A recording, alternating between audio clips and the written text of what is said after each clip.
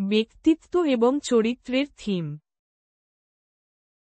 3. দয়া এবং সহানুভূতি। অন্যদের যত্ন নিতে এবং অন্যদের দৃষ্টিকোণ থেকে চিন্তা করতে জানুন। জেব্রা এবং জিরাফের পাতা। প্রশস্ত তৃণভূমিতে রোদ প্রচণ্ড গরম ছিল। যারা নামের জেব্রা লম্বা গাছের কাছে হেঁটে বেড়াচ্ছিল। সে দেখল অনেক প্রাণী ছায়ায় বিশ্রাম নিচ্ছে। কিন্তু একটা প্রাণী একা দাঁড়িয়ে ছিল, বিষণ্ণ দেখাচ্ছিল। এটা ছিল জিও নামের জিরাফ, লম্বা কিন্তু শান্ত। তার মাথা নিচু ছিল, চোখ অশ্রুতে ভরা। যারা কাছে গিয়ে জিজ্ঞেস করল, এবং খোট, কি হয়েছে, এবং খোট। জিও দীর্ঘশ্বাস ফেলে বলল, এবং খোট, আজ আমার খুব ক্ষুধা লেগেছে, এবং খোট।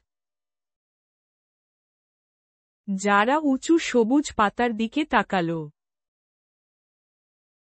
গাছগুলো পূর্ণ ছিল, রোদের নিচে জ্বলজ্বল করছিল। কিন্তু জিওর পায়ে আঘাত লেগেছিল, এবং সে খোঁড়া হয়ে পড়েছিল। সে আর পাতাগুলো ছুঁতে পারল না। যারা তার লম্বা বন্ধুর জন্য দুঃখ পেল। সে অনেক ভেবেছিল, কিন্তু সে খুব ছোট ছিল। তার ছোট পা গাছে উঠতে পারত না। তার মুখ ডালপালায় পৌঁছাতে পারছিল না। তবুও, যারা মোটেও হাল ছাড়েনি। সে জিওকে ভালো বোধ করতে সাহায্য করতে চেয়েছিল।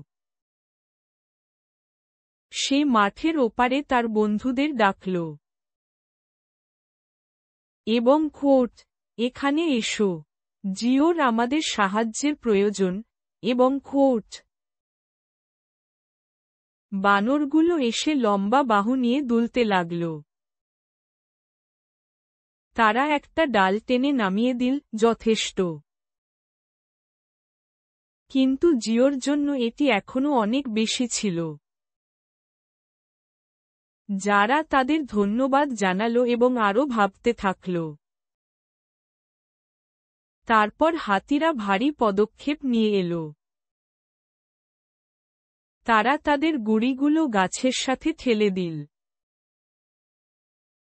ডালটি মাটির দিকে নিচু হয়ে গেল। যারা হেসে বলল, এবং খোট, হ্যাঁ, এটা এখন কাজ করবে, এবং খোট। যারা, বানর এবং হাতি একসাথে কাজ করত। ধীরে ধীরে, বড় ডালটি আরও নিচে নেমে এলো। অবশেষে, সবুজ পাতাগুলো জিওর নাকে স্পর্শ করল। সে মুখ খুলল এবং আনন্দের সাথে খেল। জিওর চোখ আনন্দ আর স্বস্তিতে ঝলমল করে উঠল।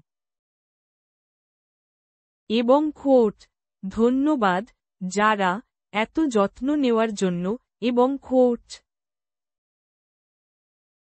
আর বন্ধুরা, আমাকে খেতে সাহায্য করার জন্য ধন্যবাদ, এবং খোট। সবাই হেসে উঠল এবং ভেতরে ভেতরে উষ্ণতা অনুভব করল। সেদিন যারা নতুন কিছু শিখেছিল। দয়া আকার বা শক্তি সম্পর্কে নয়। এটি একজন বন্ধুর প্রয়োজন দেখা সম্পর্কে। একসাথে, হৃদয় অলৌকিক ঘটনা ঘটাতে পারে।